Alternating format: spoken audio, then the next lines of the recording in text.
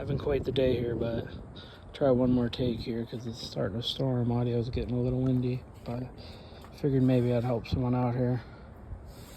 So basically, I was trying to winch the car up and it was getting stuck. I was going, back and forth, having to straighten it out.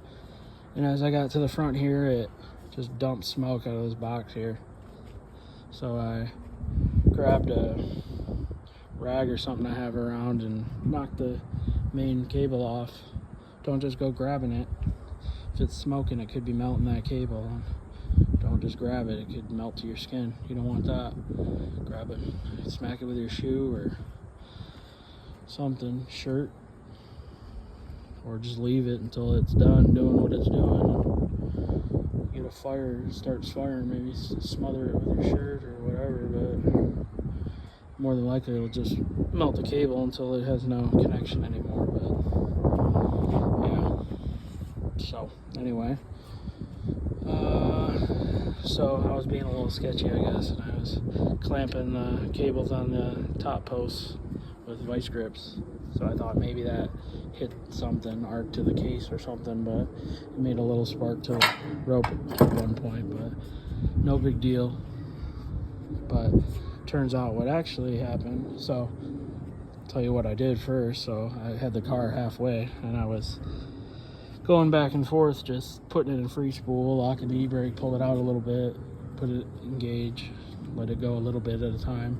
I'm pretty sloped up here, so had a nice ramp, and get it down like that, put it in free spool, move it a little bit, e-brake, etc. And now that it's down, I'm looking at this, seeing if I need a winch or not. And so basically, 2 Phillips heads here, and the whole box will come up, and then 4 Phillips heads here from the bottom. They're smaller heads and they're deep up in the hole, so you need probably a skinnier screwdriver. But then when your cover comes off, but then basically, so you got, this is your main positive to your battery.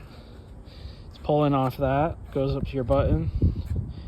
As you push in, it puts continuity to here with positive. As you push out, continuity to there.